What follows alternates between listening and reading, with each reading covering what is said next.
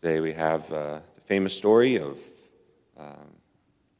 Lot being turned into a pillar of salt as they fled Sodom and Gomorrah. And I think we often think of that image there where she's leaving and there were infamous things going on there.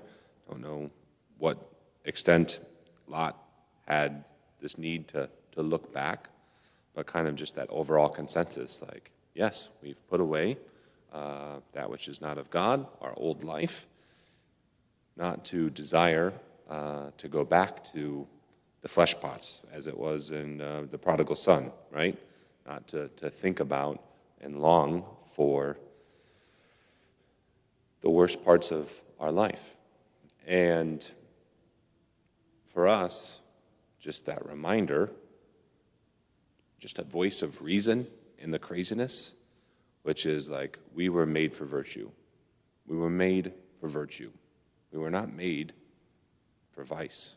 We were not made for sin. Our bodies were created to have no relationship with sin. So whenever we have that thought of just like, oh, well, I think my life would be better if X, Y, Z, it's like, no. It's an irrational thought I can just discard, right? Obviously, the spiritual life is more complicated than that, but I think it's a good reminder just to tell ourselves we were created for virtue. And, engine works on the full when we are leaning into virtue.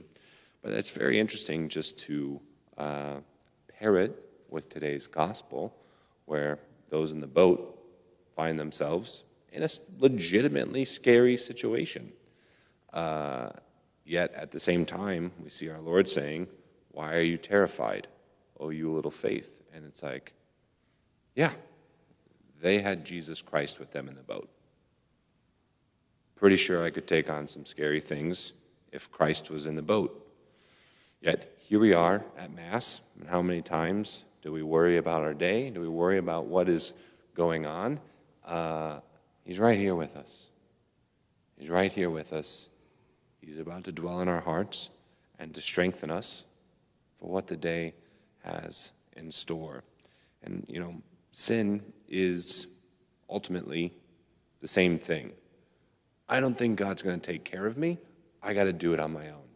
I got to get mine. I got to make sure that I come number one, because clearly he's asleep or something. That's what sin is, which is why it's so interesting that Lot, the story of Lot is paired with us this morning. So for us, brothers and sisters, he's right here with us. He's in the boat. He's here to strengthen us. So whatever it is that we're worried about, whatever it is that we need to let go, let's just ask the Lord, specifically in this Eucharist, to strengthen us and to be with us throughout this day.